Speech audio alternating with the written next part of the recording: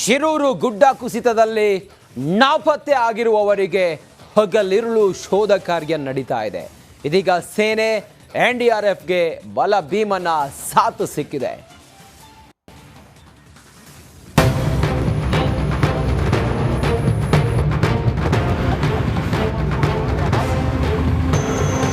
ಉತ್ತರ ಕನ್ನಡ ಜಿಲ್ಲೆಯ ಶಿರೂರಿನ ಭೂಕುಸಿತ ಘಟನೆಗೆ ಸಂಬಂಧಪಟ್ಟಂತೆ ಈಗಾಗಲೇ ಕಾರ್ಯಾಚರಣೆಯನ್ನು ಇನ್ನಷ್ಟು ಚುರುಕುಗೊಳಿಸಲಾಗಿದೆ. 9ನೇ ದಿನದ ಕಾರ್ಯಾಚರಣೆಯಲ್ಲಿ ಬೂಮರ್ ಯಂತ್ರಗಳ ಮೂಲಕ ಶೋಧ ಕಾರ್ಯ ಮಾಡಲಾಗಿದೆ. ಬೂಮರ್ ಯಂತ್ರಗಳಿಂದ ಶೋಧ, ರಾಷ್ಟ್ರೀಯ ಹೆದ್ದಾರಿಯಲ್ಲಿ ಮಣ್ಣು ತೆರವು ಕಾರ್ಯಾಚರಣೆ, ಕೇರಳ ಮೂಲದ ಚಾಲಕ ಸೇರಿ ಕನ್ನಡಿಗರ ಪತ್ತೆಗೆ ಅವಿರತ ಪ್ರಯತ್ನ, ವಾಹನ ಸವಾರರಿಗೆ ಸ್ವಯಂ ಸೇವಕರಿಂದ ಊಟೋಪಚಾರ, ರೆಸ್ಕ್ಯೂ ಆಪರೇಷನ್ ಸ್ಥಳದಿಂದ ರಿಪಬ್ಲಿಕ್ ಕನ್ನಡ ಗ್ರೌಂಡ್ ರಿಪೋರ್ಟ್.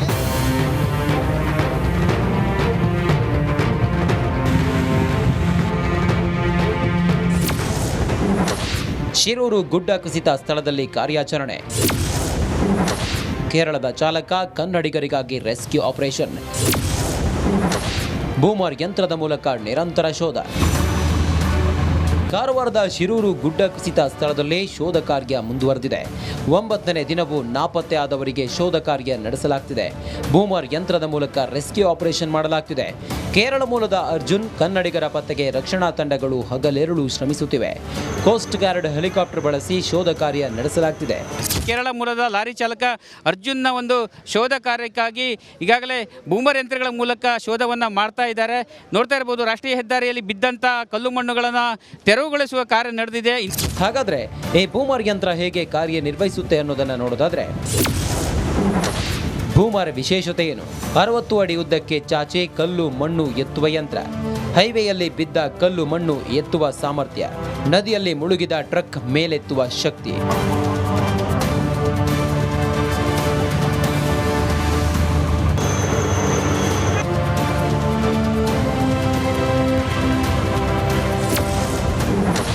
ಸ್ಥಳದಲ್ಲಿ ಬೀಡು ಬಿಟ್ಟ ಶಾಸಕ ಸತೀಶ್ ಸೈಲ್.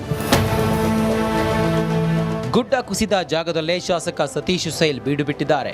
ರಕ್ಷಣಾ ಕಾರ್ಯ ನೋಡಿಕೊಳ್ಳುತ್ತಿದ್ದಾರೆ.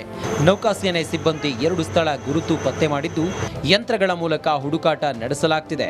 ಪೂರ್ವ ಈಶಾನ್ಯ ಅಥವಾ ಪೂರ್ವ ಆಗ್ನೇಯ ಡೈರೆಕ್ಷನ್ನಲ್ಲೇ ಗಾಡಿ ಬಿದ್ದಿರ್ಬೋದು ಅಂತ ಅಂದಾಜು ಬರ್ತದೆ. It is a common thinking. ಅಂದರೆ ಯಾಕಂತಂದರೆ 2 ಹೈ ಲೈನಿನ ಹೋಗಿದೆಯಲ್ಲ, ಅದು ಹೈ ಲೈನಿಂದ ಮಧ್ಯದಲ್ಲಿ ತೊಗೊಂಡು ಹೋದರೆ ಅದು ಅಂಗಡಿ ಇತ್ತು. ಆ ಅಂಗಡಿ ಹಿಂದೆ ಜರಿದು ಹೋಗಿದೆ.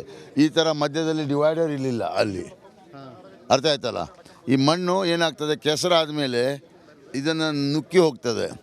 ಕೆಸರು ಇದ್ರ ಮೇಲೆ ಬೀಳಿಲ್ಲ. ಆವಾಗ ನುಗ್ಗಿ ಹೋದ್ಮೇಲೆ ಯಾವಾಗ ನದಿಯ ಪಾತ್ರ ಬಂತಲ್ಲ, ಆವಾಗ ಇದು ಡೌನ್ ಆಗಿ ಈಗ ಉಲ್ಟಾ ಬಿದ್ದಿದೆ. ಅಂಕೋಲದ ಶಿರೂರಿನಲ್ಲಿ ಗುಡ್ಡ ಕುಸಿತ ಮಣ್ಣಿನಡಿ ಸಿಲುಕುವುದಕ್ಕಿಂತ ಮುಂಚೆ ಲಾರಿ ಓಡಾಟದ ದೃಶ್ಯ ಸಿಸಿಟಿವಿಯಲ್ಲಿ ಸೆರೆಯಾಗಿದೆ. ಜುಲೈ 15ರಂದು ಸಂಜೆ 4:30ಕ್ಕೆ ಜೊಯ್ಡಾದಿಂದ ರಾಮನಗರಕ್ಕೆ ಹೊರಟಿತ್ತು. ನಾಪತ್ತೆಗೂ ಮುನ್ನದ ಬೆಂಜ್ ಲಾರಿಯ ಸಿಸಿಟಿವಿ ದೃಶ್ಯ ರಿಪಬ್ಲಿಕ್ ಕನ್ನಡಕ್ಕೆ ಲಭ್ಯ ಆಗಿದೆ.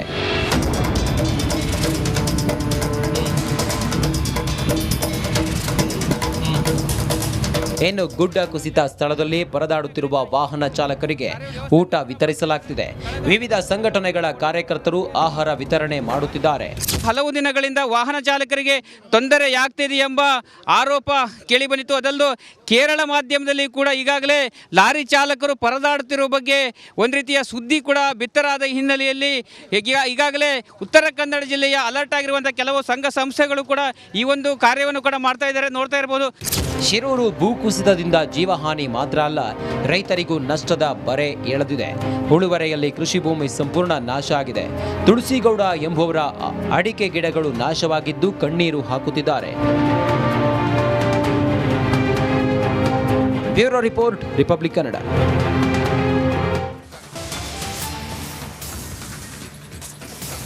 ಅಂಕೋಲದ ಶಿರೂರಲ್ಲಿ ಗುಡ್ಡ ಕುಸಿತ ಪ್ರಕರಣಕ್ಕೆ ಸಂಬಂಧಪಟ್ಟ ಹಾಗೆ ಗುಡ್ಡ ಕುಸಿತದಲ್ಲಿ ನಾಪತ್ತೆಯಾಗಿದ್ದ ಲಾರಿ ಈಗ ಪತ್ತೆ ಆಗಿದೆ. ಗಂಗಾವಳಿ ನದಿಯಲ್ಲಿ ಮೆಟಲ್ ಅವಶೇಷಗಳು ಪತ್ತೆಯಾಗಿದೆ. ಬೂಮರ್ ಮಷಿನ್ ಬಳಸಿ ಶೋಧ ಕಾರ್ಯವನ್ನು ಮಾಡ್ತಾ ಇದ್ದಾರೆ. ಆ ಲಾರಿ ಅಲ್ಲಿ ಏನು ಗುಡ್ಡ ಕುಸಿತ ಆಗಿ ಗುಡ್ಡದ ಮಣ್ಣು ಗಂಗಾವಳಿ ನದಿಗೆ ಬಿದ್ದಾಗ ಲಾರಿ ಕೂಡ ನದಿ ಒಳಗೆ ಬಿದ್ದಿದೆ. ಬೂಮರ್ ಮಷಿನ್ನಲ್ಲಿ ಲಾರಿ ಇರುವ ಕೆಲ ಗುಮಾನಿ ಇದೆ. ಮೆಟಲ್ ಡಿಟೆಕ್ಟ್ ಅಂದರೆ ಮೆಟಲ್ ಅವಶೇಷಗಳೇನಿದೆ ಅದು ಈಗ ಸಿಕ್ಕಿರೋದು. ಆ ಬೂಮರನ್ನು ಬಳಸಿದಾಗ ಮೆಟಲ್ ಅವಶೇಷಗಳು ನದಿಯಲ್ಲಿ ಸಿಕ್ಕಿದೆ. ಈ ಕಾರಣದಿಂದ ಅದೇ ಸ್ಥಳದಲ್ಲಿ ಲಾರಿ ಇದೆ ಅನ್ನುವ ಅನುಮಾನವನ್ನು ಅಲ್ಲಿ ರೆಸ್ಕ್ಯೂ ಮಾಡ್ತಾ ಇರುವಂಥ ಆಪರೇಷನ್ ತಂಡ ಏನಿದೆ ಅವರು ವ್ಯಕ್ತಪಡಿಸಿದ್ದಾರೆ. ಈ ಸ್ಥಳದಲ್ಲಿ ಲಾರಿ ಇರಬಹುದು ಅಂಥೇಳಿ. ಯಾಕಂತ ಹೇಳಿದರೆ ಅಲ್ಲಿ ಮೆಟಲ್ ಅಂಶಗಳೆಲ್ಲ ಸಿಕ್ಕಿದೆ, ಅಂದರೆ ಮೆಟಲ್ ವಸ್ತುಗಳೆಲ್ಲ ಸಿಕ್ಕಿದೆ ಅಲ್ಲಿ. ಆ ಕಾರಣದಿಂದ ಅಲ್ಲಿರಬಹುದು ಅನ್ನುವ ಅನುಮಾನವನ್ನು ವ್ಯಕ್ತಪಡಿಸಿದ್ದಾರೆ.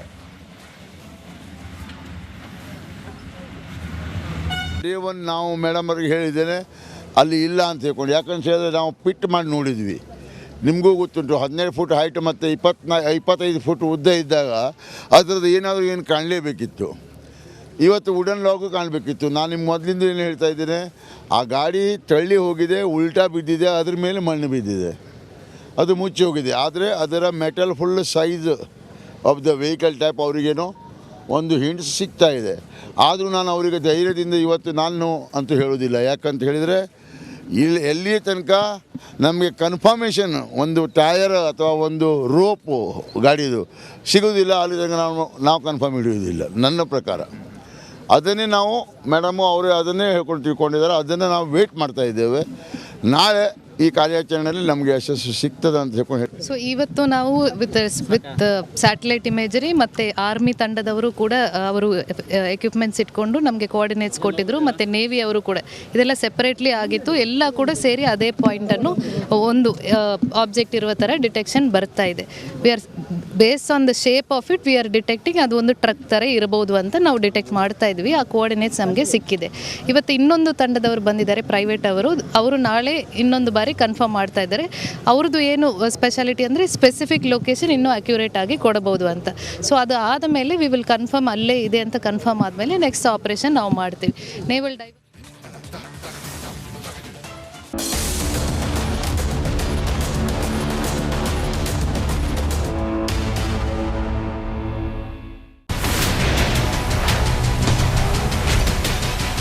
ಇಡಿ ವರ್ಸಸ್ ರಾಜ್ಯ ಸರ್ಕಾರ ಅನ್ನೋ ಹಂತಕ್ಕೆ ಬಂದು ತಲುಪಿರುವ ಪ್ರಕರಣದಲ್ಲಿ ಬಿಗ್ ಟ್ವಿಸ್ಟ್. ದೂರು ಕೊಟ್ಟ ಅಧಿಕಾರಿ ವಿರುದ್ಧವೇ ಭ್ರಷ್ಟಾಚಾರದ ಆರೋಪದಲ್ಲಿ ಅಮಾನತು ಮಾಡಿದ್ಯಾರು?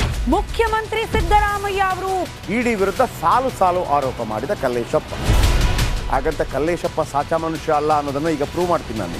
ಕಲ್ಲೇಶ್ ಅವ್ರ ಮೇಲೆ ಹಲವು ಗುರುತರ ಆರೋಪಗಳ ಹಿನ್ನೆಲೆಯಲ್ಲಿ ಸಸ್ಪೆಂಡ್ ಅನ್ನು ಮಾಡಲಾಗಿರುವಂಥದ್ದು. ಈ ಕಲ್ಲೇಶಪ್ಪನ ಸಾಕ್ಷ್ಯವನ್ನು ಇಟ್ಕೊಂಡು ಅವರು FIR ಮಾಡಿದ್ರಲ್ಲ, ಇದು ಈಗ ಸಿದ್ದರಾಮಯ್ಯನವರಿಗೆ ತಲೆನೋವಾಗುವಂತ ಸಾಧ್ಯತೆ ಇದೆ. ಯಾಕೆ? ಅವರೇ ಭ್ರಷ್ಟಾಚಾರಿ ಅಂತ ಹೇಳಿ ಅಮಾನತು ಮಾಡಿದ ಅಧಿಕಾರಿಯ ಆಶ್ರಯ ಪಡೆಯುವಷ್ಟು ಡೆಸ್ಪರೇಟ್ ಆಗೋದ್ರ ಮುಖ್ಯಮಂತ್ರಿಗಳು, ಉಪಮುಖ್ಯಮಂತ್ರಿಗಳು?